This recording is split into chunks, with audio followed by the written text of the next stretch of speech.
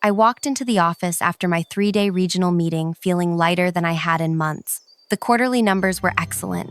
Our project deadlines had all been met, and I'd even managed to secure additional budget for team training. The moment I stepped off the elevator, something felt wrong. The usual Monday morning buzz was missing from our department floor. The East Wing corridor where my team of 7 brilliant engineers worked was eerily quiet. "Finola?" I called out, looking for our lead developer who was always first to arrive. No answer. Our workspace, the one we'd earned after delivering 3 consecutive breakthrough projects, stood empty. Desks cleared, monitors gone. Even the potted plants we'd nurtured were missing. Only rectangular dust outlines remained where our equipment had been. I spotted Loxley from accounting walking past. "Hey, what happened to my team?" "Oh." His expression shifted to something resembling pity. "You should check the basement. They moved them yesterday." "The basement?" We didn't even have office space in the basement. The elevator ride down felt eternal. Each floor passing by heightened my dread. When the doors opened, I had to navigate through storage areas and maintenance rooms before finding a door with a hastily printed sign, Engineering Team B. I pushed it open to find my team huddled between exposed pipes and utility boxes. Their monitors balanced precariously on folding tables. Extension cords snaked across the concrete floor. Water dripped from a ceiling pipe, landing with rhythmic plunks into a bucket near Finola's makeshift desk. "What happened?" I asked, though their downcast faces told me everything. Finola looked up, her eyes burning with humiliation. "While you were gone, Dieter came down with movers. Said we needed to relocate immediately to make room for the new specialist. We had 30 minutes to pack everything. A specialist? What specialist?" "Some productivity expert," Ren, our youngest developer, added. "Dieter says he's going to revolutionize the whole department." I climbed back upstairs to our former workspace. MRA, bright, airy, strategically positioned between the testing lab and design team. Now it housed a single person, a young man arranging framed certificates on what used to be my desk, while Dieter, our department head of 5 months, hovered nearby with an expression of unbridled admiration. "Ah, there you are," Dieter exclaimed when he spotted me. "Meet Bastian, our new productivity transformation specialist. His revolutionary approach increased output 300% at his last 3 companies. He needs proper space to implement his vision." He lowered his voice. "Your team can manage downstairs until next quarter's budget review." I stared at Bastian, who didn't even pause arranging his awards to acknowledge me. I nodded silently and returned to the basement where my team waited, the distant hum of industrial machinery vibrating through the walls. The Wi-Fi signal barely reached. The nearest bathroom was a single toilet behind a shower curtain. The air smelled of mildew and defeat. 32 years with this company," muttered Vega, our hardware specialist, "and this is how they treat us." I surveyed their dejected faces, people who had given everything to this company, who had pulled countless all-nighters to meet impossible deadlines, now stuffed in a basement like unwanted furniture. Then I smiled calmly. "Pack your bags," I said. "Not just for down here. Everything." They stared, confused but trusting. I held their gaze, my smile never wavering. "Trust me. Just start quietly gathering everything you might want to take with you someday, and keep this conversation between us." If you're enjoying this story so far, please tap that like button and subscribe for more workplace revenge stories that will leave you breathless. I'd love to hear in the comments if you've ever been undervalued at work. My name is Thea Moretti, and until that basement moment, I'd been the loyal, dependable leader of Engineering Team B for 8 years. Before joining the company, I'd spent 15 years coordinating refugee camp logistics during humanitarian crises across 3 continents. The company had hired me for my technical knowledge, unaware that I'd spent those years building global industry relationships while setting up supply chains in impossible conditions. I wasn't just good at solving technical problems, I excelled at solving human ones. When I transitioned to corporate life, I brought those skills with me. I could spot talent in unlikely places and build cohesion among wildly different personalities. Each member of my team had been handpicked, not just for their technical brilliance, but for their ability to solve problems under extreme pressure. Finola, our lead developer, had been rejected by 3 other companies because of her unfiltered communication style before I recognized her genius with complex systems. Ren, fresh out of college but with natural talent for finding elegant solutions, had been passed over for higher-profile graduates. Vega had been ready to retire when I convinced him his hardware expertise was irreplaceable. Then there was Dax, our quietest member who spoke 5 programming languages but struggled with human ones. Kyrie, whose testing protocols had become industry standard. Indra, whose security systems were impenetrable. And Noor, who could translate technical requirements into language anyone could understand. For 8 years, we delivered consistently excellent results without fanfare. We weren't the flashiest team, but executives knew we were the ones to call when they needed something impossible done reliably. 6 months earlier, our longtime department head retired, and Dieter arrived with grand ambitions but zero understanding of our work. From day one, he'd been hunting for a game changer to impress executives, ignoring our consistent results in favor of flashy innovations. His golden hire, Bastian, had dazzled him with buzzword-filled presentations and promises of revolutionary methods. What Dieter never investigated was why someone with such transformative skills changed jobs 3 times in 2 years. For 2 weeks after the basement relocation, we worked from our exile. The conditions were abysmal. The temperature fluctuated wildly. The lighting gave everyone headaches, and twice we had to cover equipment during overhead pipe leaks. Yet my team followed my quiet instructions. Archive projects, organize knowledge bases, create transition guides, while continuing their assigned tasks without complaint. I don't understand why we're documenting everything so meticulously, Dax whispered one afternoon. It's not like they appreciate our work anyway. Everything we do should be done with integrity. I replied, loud enough for everyone to hear. No matter where we do it. The others exchanged glances but kept working. They trusted me, even if they didn't understand. Then came a surprising call from Yvain, the CEO, requesting I present our team's accomplishments at the upcoming board meeting. My team's spirits lifted. Finally, recognition. The morning of the presentation, I dressed in my best outfit and carefully reviewed my slides in the basement's dim light. As I climbed the stairs to the executive floor, Dieter intercepted me in the stairwell. Change of plans, he smirked, blocking my path. The board wants to hear about future innovations, not past performance. Bastian will present instead. But Yvain specifically requested. I spoke with her this morning. She agrees my approach makes more sense. His smile didn't reach his eyes. The board needs to hear about where we're going, not where we've been. You can go back to your workspace. My team deflated when I returned with the news. Our youngest member, Ren, glanced at her half-written resignation letter visible on her screen. So this is it? We're just giving up? Not yet, I replied, my voice steady. Keep packing quietly. Later that day, word spread through the company grapevine that Bastian's presentation had bombed spectacularly. Board members had asked technical questions he couldn't answer, exposing his shallow understanding of our core business. Dieter attempted damage control by promising our team would implement the concepts, despite their reluctance to embrace change. That afternoon, Dieter visited our basement, suddenly friendly. Good news, we're considering moving you back upstairs, to the East Wing. The East Wing, slightly better than the basement, but still a clear demotion from our original space. The message was clear. We were still less valuable than the golden hire. Thank you for recognizing our value, I said, surprising my confused team who expected outright rejection. Hope flickered again.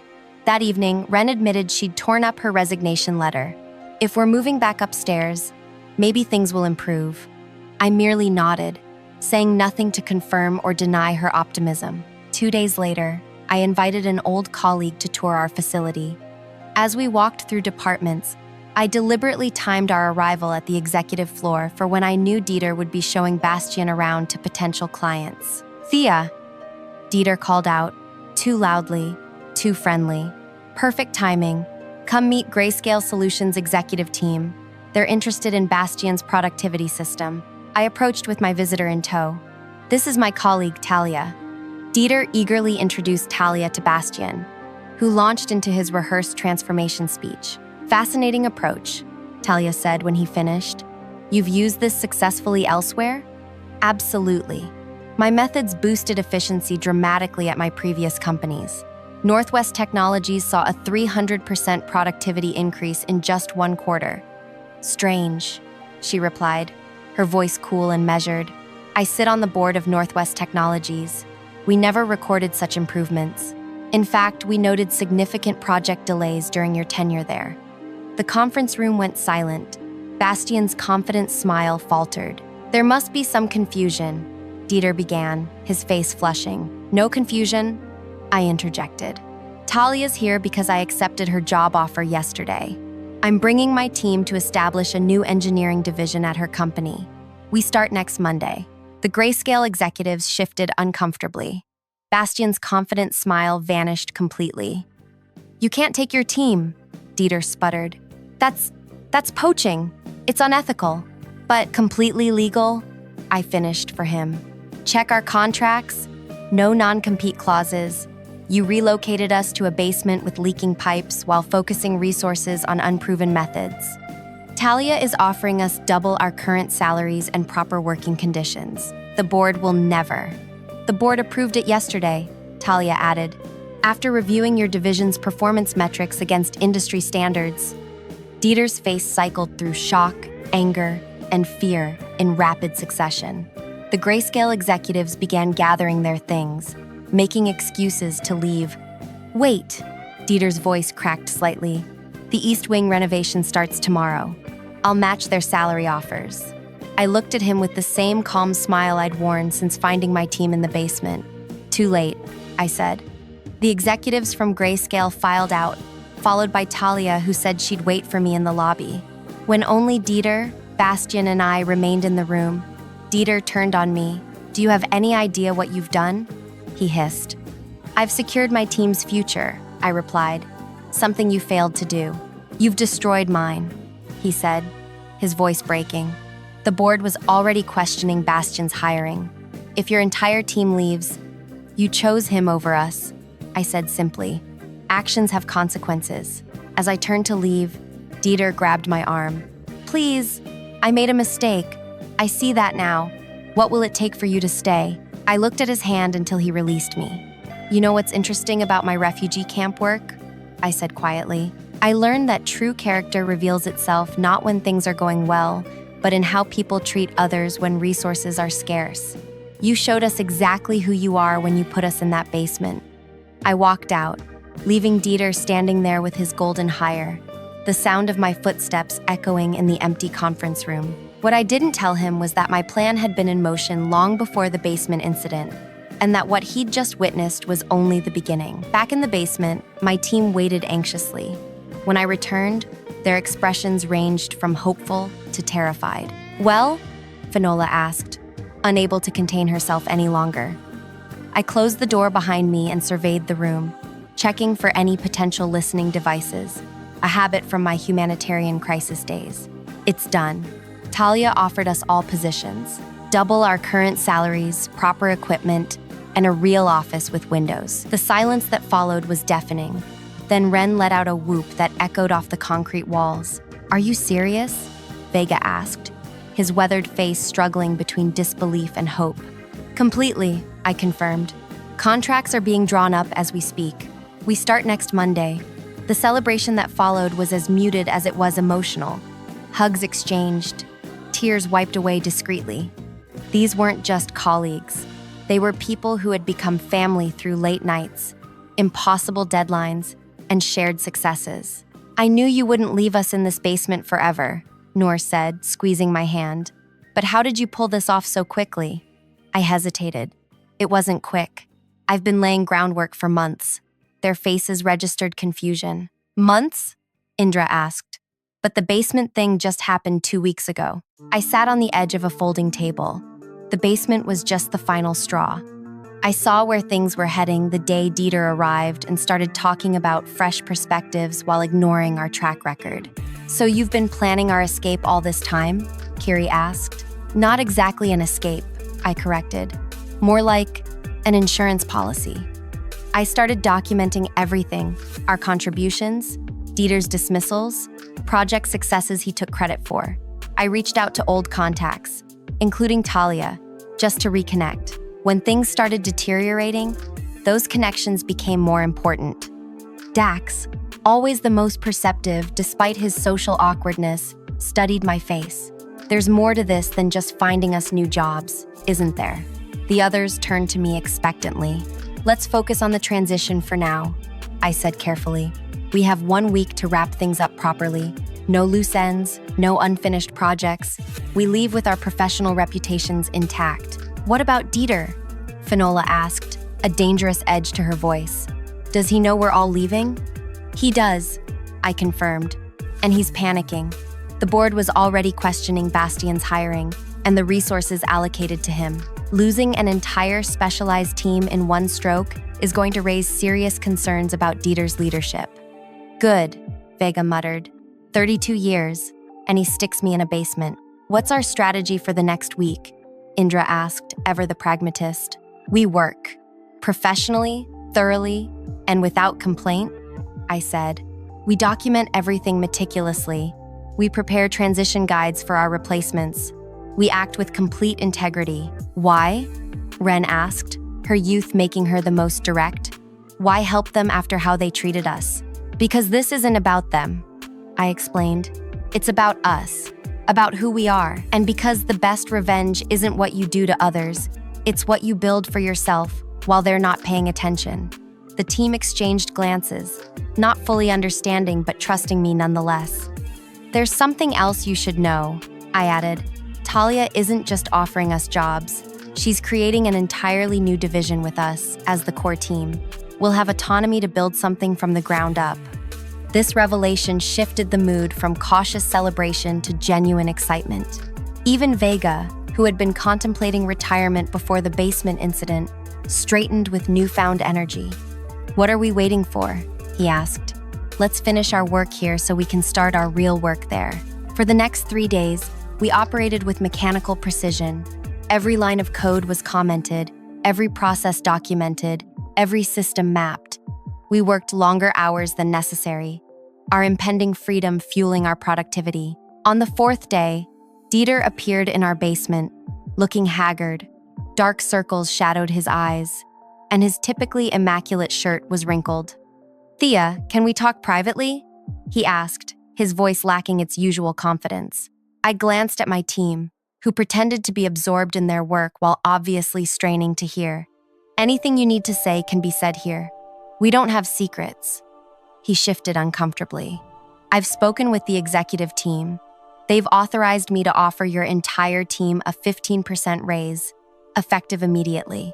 We're also expediting the renovation of the East Wing. You could be back upstairs by next week.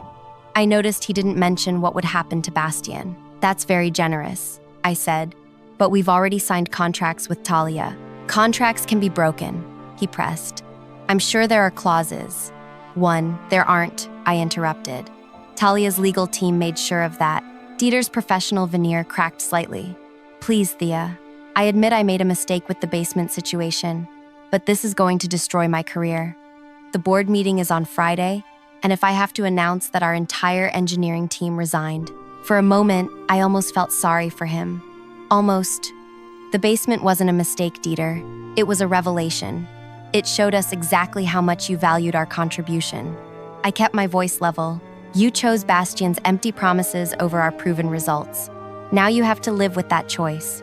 He left without another word, shoulders slumped in defeat. The moment the door closed, my team erupted in whispered exclamations. Did you see his face? Kyrie marveled. 15%, Dax murmured. That's substantially less than double. It's not about the money, Finola said sharply. It's about respect. I let them talk, turning back to my computer to hide my expression. What they didn't know, what I couldn't tell them yet, was that Dieter's desperation was exactly what I had been counting on. That evening, as we were preparing to leave, my phone rang. The caller ID showed Yvain, the CEO.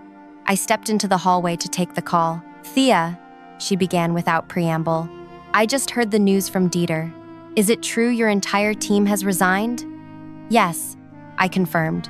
We've accepted positions elsewhere. A long pause. I'd like to meet with you tomorrow morning. Just you, not your team. 9 o'clock in my office. I'll be there, I agreed, then hung up.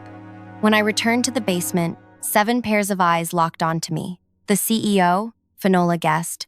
What did she want? A meeting tomorrow morning, I replied, keeping my tone neutral. Are they going to try to stop us from leaving? Ren asked, worry creasing her forehead. They can't, I assured her. Our contracts are solid. This is probably just an exit interview. But as I said it, I knew it was much more than that.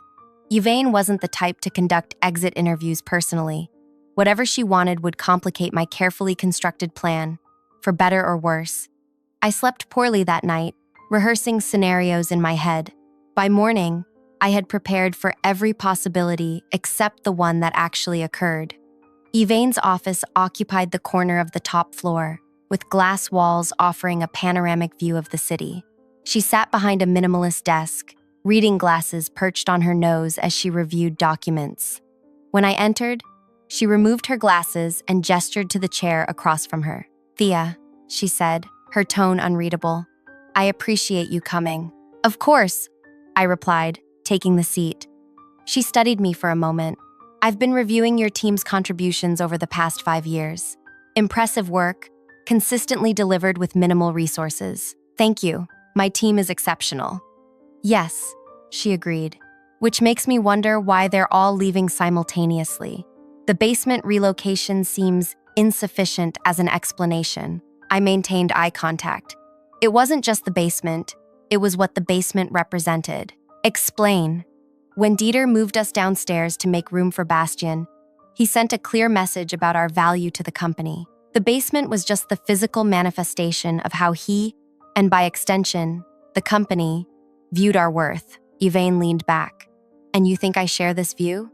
With respect, I said carefully, you approved Bastian's hiring and the resources allocated to him, despite no proven track record. So yes, I assumed you endorsed Dieter's approach. To my surprise, she laughed, a short, sharp sound. Dieter convinced the board, not me. I was outvoted. And now I get to say, I told you so at tomorrow's meeting. Her expression sobered. But losing your team is too high a price for being right. She slid a folder across the desk. This is what I'm prepared to offer to keep your team here. Not under Dieter, reporting directly to me.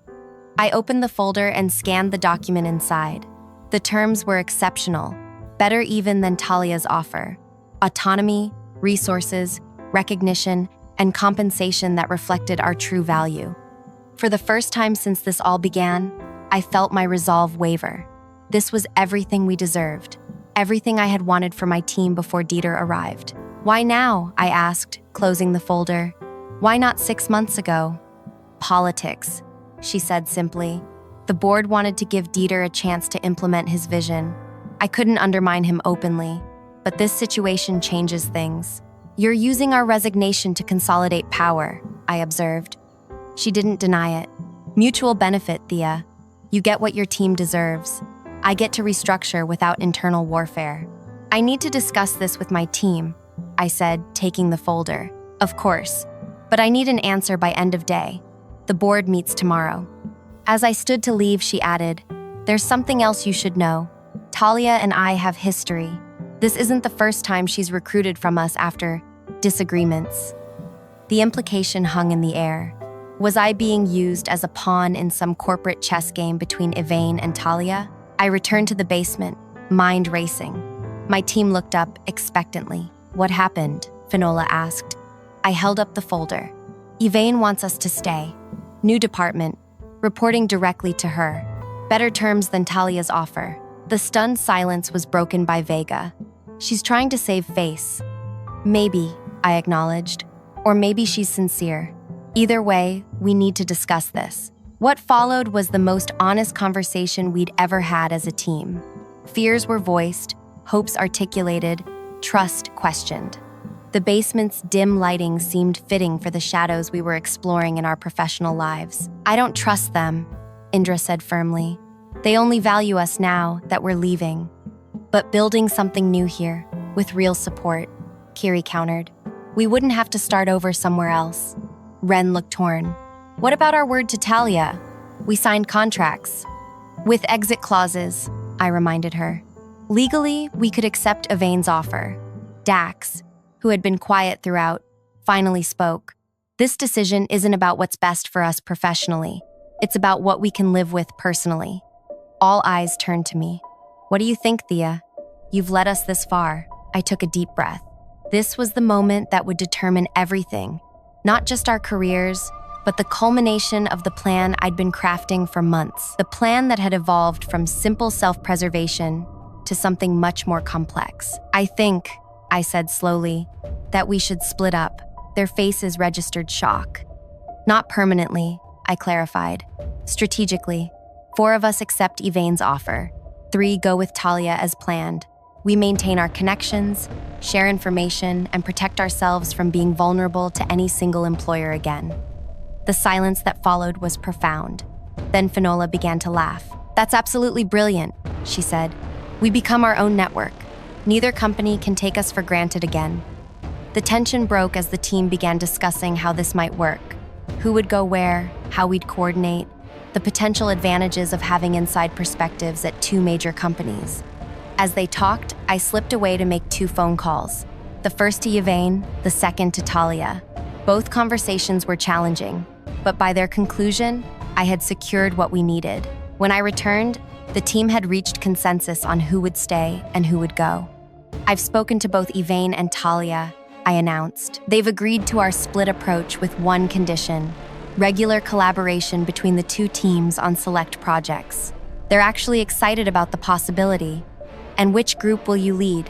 Noor asked the question everyone was thinking. I smiled. Neither. I'll be consulting for both teams, dividing my time, building bridges rather than choosing sides. The relief in the room was palpable. We'd found a solution that honored everyone's needs while creating something entirely new, a team that transcended organizational boundaries. As we celebrated our unconventional solution, my phone buzzed with a text from an unknown number. Board meeting moved up to tomorrow, 9 a.m. Dieter presenting restructuring plan. Bastian featured prominently. Thought you should know. A friend. I stared at the message, my mind rapidly recalculating. This changed everything and nothing. The final phase of my plan would need to happen sooner than expected, but the outcome might be even better than I'd hoped. Change of plans, I announced, interrupting the celebration. We need to prepare for tomorrow's board meeting. Why? Vega asked. We've made our decision. Because, I said, tomorrow isn't just about our future. It's about making sure everyone understands exactly why we're leaving and what they're losing. As I outlined what we needed to do, I saw understanding dawn on their faces. This wasn't just about finding better jobs or escaping a bad situation. This was about changing the system that had devalued us in the first place. By midnight, we had everything prepared. As we finally left the basement, possibly for the last time, Ren asked the question I'd been waiting for. Thea, how long have you really been planning this? All of this? I looked at my team, my brilliant, loyal team, who had trusted me through basement offices and uncertain futures. They deserved the truth, or at least part of it. Since the day Dieter introduced Bastian as the future of the department, I admitted. But what's happening tomorrow? That part I've been planning much longer. What exactly is happening tomorrow? Finola pressed. Justice, I replied simply. And I need you all to trust me one more time. As they nodded their agreement, I felt a surge of something powerful. Not just the satisfaction of a plan coming together, but the absolute certainty that what we were about to do was right. Not just for us, but for every overlooked team, every undervalued contributor, every person who had ever been relocated to a metaphorical basement to make room for someone flashier but less substantial. Tomorrow would change everything, and no one, not even my team, knew exactly how. Morning arrived with a pale light filtering through the basement's tiny windows. I arrived before anyone else, dressed in the charcoal suit I reserved for the most important client presentations. As my team arrived one by one, each looked surprised to see me already there, calmly preparing materials. Ready for today? Finola asked, setting down her bag. More than ready, I replied, handing her a sealed envelope. When the time comes, you'll know what to do with this. The others received similar envelopes, each with specific instructions. They tucked them away without questions, the ultimate demonstration of trust. At 8:30, we made our way to the executive floor. The boardroom doors remained closed. Executives and board members likely already inside discussing matters before the official meeting. My team and I waited in the adjacent room, an uncomfortable silence hanging between us. "Shouldn't we be in there?" Ren whispered, gesturing toward the boardroom. "We weren't invited," I explained, "but don't worry, we will be." At precisely 8:55, Yvain's assistant approached us. "The CEO requests Engineering Team B join the meeting." My team exchanged nervous glances as we gathered our materials and followed her into the boardroom. The long mahogany table was surrounded by board members in expensive suits, with Yvain at the head. Dieter sat halfway down, papers spread before him, with Bastian beside him looking uncharacteristically subdued. Dieter's eyes widened when he saw us enter.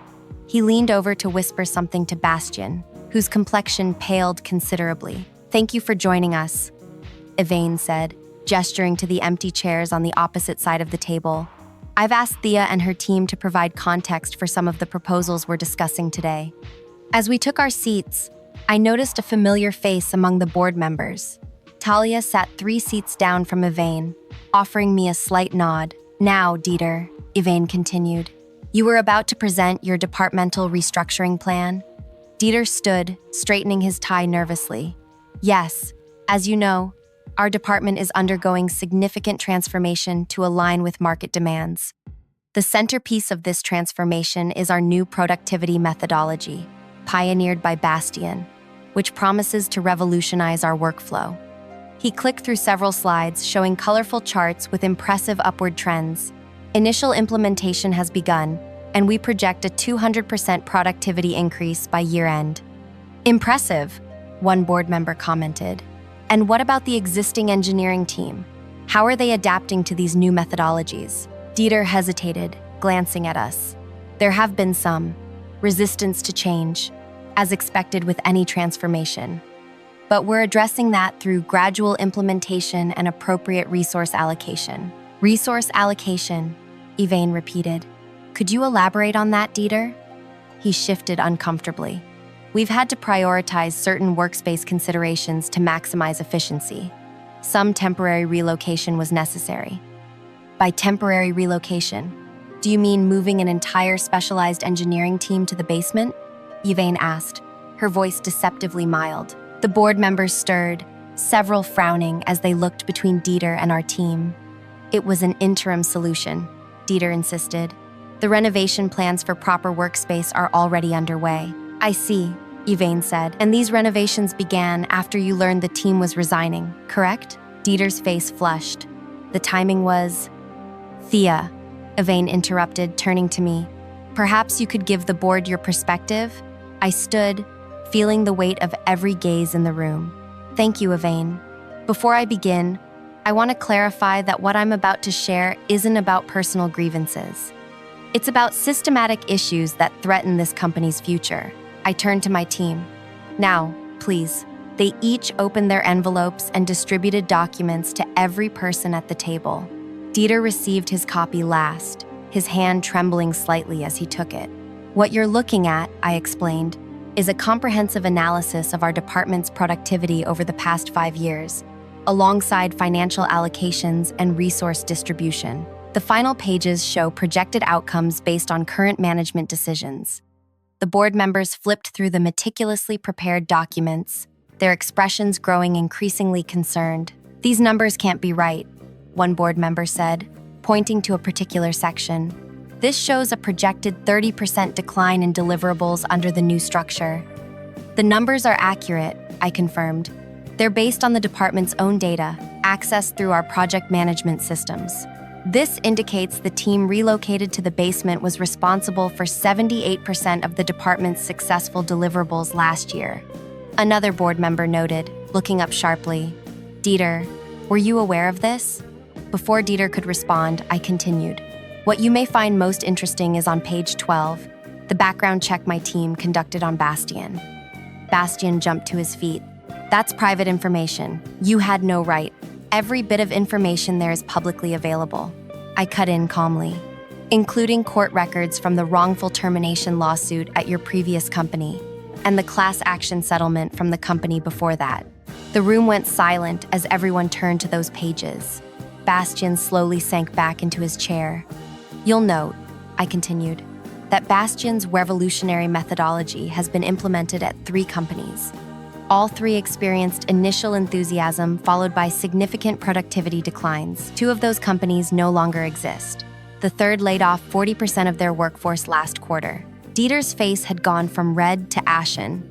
I wasn't aware. No, you weren't, I agreed, because you didn't do proper due diligence. You were so focused on finding a game changer that you ignored both warning signs and the consistent results your existing team was delivering. I turned to address the entire board. This isn't just about my team being relocated to a basement. It's about a management approach that values flash over substance, that chases quick wins at the expense of sustainable growth. It's about decision-making that ignores data in favor of charisma. The silence that followed was profound. Even Yvain seemed taken aback by the thoroughness of our presentation. Finally, the board chair spoke. Yvain mentioned your team has received offers elsewhere. Given what you've shown us, I'm not surprised. But I'm curious, why bring this to us now, when you're already leaving? I smiled, because I care about this company, despite recent events, and because my team and I have proposed an alternative structure that would benefit everyone. I nodded to Noor, who distributed a second set of documents. This proposal suggests splitting our team between continuing here and joining Talia's company, with collaborative projects between the 2. It provides stability during transition, maintains crucial institutional knowledge, and creates a partnership that could strengthen both companies. Talia spoke up for the first time. I've reviewed this proposal and fully support it. This arrangement would be unprecedented in our industry, and potentially revolutionary. The board chair studied the proposal, then looked at Dieter. And where do you fit in this new structure? Before Dieter could respond, I answered. That's for the board to decide. Our proposal requires new leadership for the remaining team. Someone who values substance over style. The board chair nodded slowly, then turned to Dieter. I think we need to continue this discussion privately. Thea, thank you for your candor. Would you and your team give us the room? As we gathered our things to leave, Dieter finally found his voice. This is a setup, he hissed. You've been planning this for months. I met his gaze steadily. No, Dieter. You set this up the moment you decided my team belonged in a basement. I simply made sure everyone understood the consequences of that decision. 3 hours later, my team and I sat in a local restaurant, celebrating with Talia as my phone buzzed with a message from Yvain. Dieter and Bastian are gone. Board approved your proposal. When can you start as department director? I showed the message to my team, whose cheers drew curious glances from other diners. I quickly typed my response. Monday. Half-time, as agreed. Other half with Talia's team. So that was your plan all along? Finola asked, her eyes wide with realization. Not just to leave, but to completely restructure both companies and take Dieter's position? Not exactly, I admitted. The original plan was simply to secure our team's future. But when I saw how deeply flawed the system was, I realized we had an opportunity to fix it, not just for us, but for everyone who might come after us. And splitting the team between companies? Vega asked. Insurance, I explained. No single employer will ever have complete leverage over us again. We'll always have options. Ren raised her glass. To basements, then. Without them, none of this would have happened. We all laughed and clinked glasses. As conversation flowed around me, I thought about how sometimes the best revenge isn't destroying your enemies, but building something better from the rubble of their mistakes. 6 months later, our unprecedented arrangement had become a case study in industry publications. The collaborative model between formerly competing companies had increased innovation while reducing burnout. Both companies' stock prices had risen significantly. As for Dieter and Bastian, last I heard, Dieter was working at a much smaller company in a reduced role. Bastian had reinvented himself as a workplace culture consultant, still chasing the next opportunity to sell empty promises. And my team? No longer in any basement. We occupied bright, airy offices in both companies. Our worth finally recognized not just in words but in actions. More importantly, we'd created a new model that valued substance over style, consistency over charisma, and respect over hierarchy. The most satisfying revenge isn't what you do to those who wronged you. It's creating a world where what they did to you becomes impossible for them to do to anyone else. If you've ever been undervalued at work or pushed aside for someone with a flashier approach, drop a comment below. I'd love to hear how you handled it. And if you enjoyed this story of workplace justice, hit that like button and subscribe for more tales of people who turned professional lemons into leadership lemonade.